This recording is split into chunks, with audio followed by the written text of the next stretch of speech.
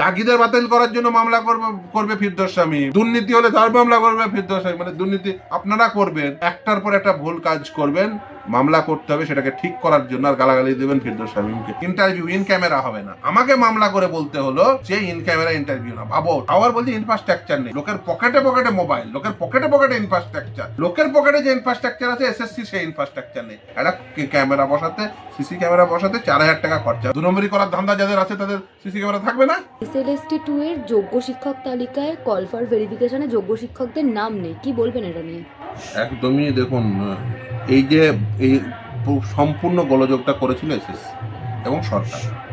প্রথম কথা 2016 এবং 2025 একসাথে পাঞ্চ করিয়েছে, একদম পুরো মেস তৈরি করেছে, নাম্বার 1। নাম্বার 2 হচ্ছে যে এখনো পর্যন্ত অনেক দাগিদের পরীক্ষায় বসিয়ে দিয়েছে। প্রথমে সব দাগিদের বসানোর চেষ্টা করেছিল, তারপর প্রতিবন্ধী দাগি, তারপরে মানে অন্যান্যদের চেষ্টা করেছে, এক্সপায়ারি প্যানেল থেকে শুরু করে একাধিক।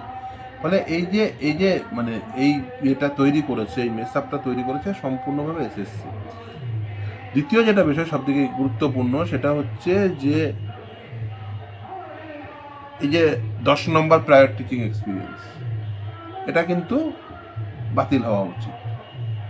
কারণ 10 নম্বর প্রায়র টিচিং এক্সপিরিয়েন্সের নাম্বার দিয়ে একদলকে আগিয়ে দেবেন, আরেক দলকে পিছিয়ে দেবেন। তার ফলে তো কত, শুধু যোগ্য শিক্ষক কেন, কত যোগ্য মেধাবী ছেলে মেয়ে বাতিল হলো, তাদের কি হবে?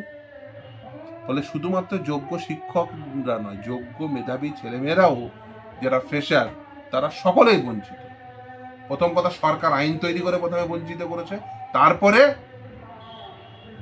এই দাগিদের বসানো সরকার এবং এসএসসির পক্ষ থেকে, এক্সপায়ারি প্যানেলের দাগিদের, প্রতিবন্ধী দাগিদের, সব দাগিদের সমস্ত রকম বসানোর চেষ্টা করেছে। তারপরে ইন্টারভিউ ইন ক্যামেরা হবে না, আমাকে মামলা করে বলতে হলো যে ইন ক্যামেরা ইন্টারভিউ না। ভাবো, তাও আর বলছি ইনফ্রাস্ট্রাকচার নেই, লোকের পকেটে পকেটে মোবাইল, লোকের পকেটে পকেটে ইনফ্রাস্ট্রাকচার, লোকের পকেটে যে ইনফ্রাস্ট্রাকচার আছে এসএসসি সেই ইনফ্রাস্ট্রাকচার নেই। একটা ক্যামেরা বসাতে, সিসি ক্যামেরা বসাতে 4000 টাকা খরচা হয়। আপনি দেখতে না, আমার চেম্বারে দেখান, সবাই বসে আছে, দেখতে পাচ্ছেন, দেখান দেখান। আমি এখানে বসে বসে দেখতে পাচ্ছি যে আমার চেম্বারে কে বসে আছে, কে কাজ করছে, সিসি ক্যামেরাতে বসে। ক টাকা খরচা আমার চেম্বার চারিদিকে, ক টাকা খরচা? আমি শুধু আমার বলে না, আমি বলছি প্রত্যেকের বাড়িতে বাড়িতে এখন আছে একটা ক্যামেরা, 4000 টাকা খরচা। ওই ইনফ্রাস্ট্রাকচার নাকি তৈরি করতে পারছে না, কারণ এই ইনফ্রাস্ট্রাকচার তৈরি করলে তো ধরা পড়ে যাবে। আমি যদি মানে দেখি যে না না বাবা 2 নম্বরই করতে হবে, তাহলে চলো সিসি ক্যামেরা থাকবে কেন? 2 নম্বরই করার ধান্দা যাদের আছে তাদের সিসি ক্যামেরা থাকবে না, সিম্পল কথা।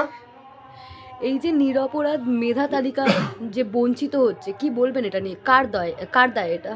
কে দায়? এর দায় সরকার এবং এসএসসি। দেখুন, একজনও নিরাপরাধ বঞ্চিত হতো না যদি সরকার সঠিকভাবে সকলকে সমান সুযোগ দিত। আমাদের দেশে কারো চাকরি পাওয়ার অধিকার নেই। কি অধিকার রয়েছে? চাকরিতে সমান সুযোগ পাওয়ার অধিকার, পাবলিক এমপ্লয়মেন্টের ক্ষেত্রে। তাহলে চাকরিতে সমান সুযোগ পাওয়ার অধিকার থেকে আপনি কেন বঞ্চিত করছেন কাউকে প্রায়র টিচিং এক্সপিরিয়েন্সের 10 নম্বর দিয়ে? আসলে আপনি এটা করছেন বেসিক্যালি লোকজনকে আপনি বঞ্চিত করতে চান। এই দায় মমতা বন্দ্যোপাধ্যায়কে নিতে হবে এবং এই দায়ভার নিয়ে তাকে বেসিক্যালি পদত্যাগ করা উচিত। যেভাবে দুর্নীতি করেছেন, তারপর এত দিনে ধরা খেয়ে গেলেন, আপনারা মানে গালাগালি করবেন আমাকে আর বিকাশ রঞ্জন ভট্টাচার্যকে, আর চুরি করবেন আপনারা, এটা তো চলতে পারে না। এই যে ফেস লিস্ট বেরোলো, অনেক মেধাবীদের নাম নেই, তারা বলছেন আত্মহত্যা করবেন, কি বার্তা দেবেন আপনি তাদের? না দেখুন, আমি মনে করি লড়াই করতে হবে, এই সরকারের বিরুদ্ধে লড়াইয়ে সকলকে সামিল হতে হবে। এই লড়াই করতে হবে, যাতে এই সরকার পরিবর্তন হয়, যাতে সকালের সমান সুযোগ পায়, তার অধিকার সুনিশ্চিত করতে হবে, সকলকে একসঙ্গে লড়ে।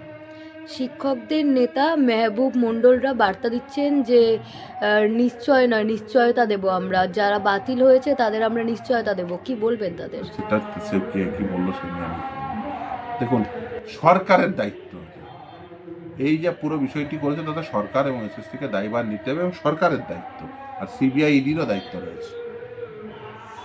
এই সকলকে দায়ভার নিতে হবে এবং কারা কারা রেসপন্সিবল তাদের প্রত্যেকের রেসপন্সিবিলিটি ফিক্স আপ করতে হবে। ইন্টারভিউতে ডাকার পরেও অনেকের নাম বাতিল হয়ে গেছে তাদের বয়স বাড়ার কারণে, কি বলবেন এটা নিয়ে? সেই জন্যই তো আমাকে মামলা করতে হলো, মামলা করে তাদের এজ রিল্যাক্সেশন যাতে পায়, এটা সরকারের দেওয়া উচিত ছিল। সরকার ব্যর্থ হচ্ছে কেন? ব্যর্থ হচ্ছে তার কারণ তারা সরকার ইন্টেনশন নেই। আচ্ছা, একটা ছেলে 2016-তে ওয়েটিং লিস্টের ক্যান্ডিডেট ছিল, আচ্ছা সে কেন আবার নতুন নিয়োগ প্রক্রিয়ায় স্থান পাবে না? মানে সে নিয়োগে, আমি বলছি না তাকে নিয়োগ দিয়ে দাও, কিন্তু সে তো কম্পিটিশনের জন্য পরীক্ষায় পার্টিসিপেট করতে পারবে না। এই যে যারা ইন সার্ভিস, তাদের মধ্যেই 45-50-এর গেরোয় 45% নাম্বার ছিল মিনিমাম এলিজিবিলিটি ক্রাইটেরিয়া, সেটাকে বাড়িয়ে 50% করা হলো। সেই গেরোয় তারা সব বাদ চলে যাচ্ছিল, তারা মামলা করলো। এজ রিল্যাক্সেশনের জন্য আমাকে মামলা করতে হলো। তারপরে মাননীয় বিচারপতি অমৃতা সিনহার নির্দেশে তারা এখন ইন্টারভিউ বসবে, ইন ক্যামেরা করার জন্য মামলা করতে হলো। প্রতি পদক্ষেপে দাগিদের বাতিল করার জন্য মামলা করতে হলো। দাগিদের বাতিল করার জন্য মামলা করবে ফিরদৌস শামীম, ওই ইন ক্যামেরা করার জন্য মামলা করবে ফিরদৌস শামীম, আপনি ওই এজ রিল্যাক্সেশনের জন্য মামলা করবে ফিরদৌস শামীম, দুর্নীতি হলে তার মামলা করবে ফিরদৌস শামীম। মানে দুর্নীতি আপনারা করবেন, সব একটার পর একটা ভুল কাজ করবেন, মামলা করতে হবে সেটাকে ঠিক করার জন্য, আর গালাগালি দেবেন ফিরদৌস শামীমকে। এই চোরগুলো দেবেন, স্বাভাবিক তৃণমূল যে চোরগুলো, চোর তো স্বাভাবিকভাবে চাইছি তাদের চোদ্যবৃত্তি চলতে থাকে, সেটা তো চলতে পারে না।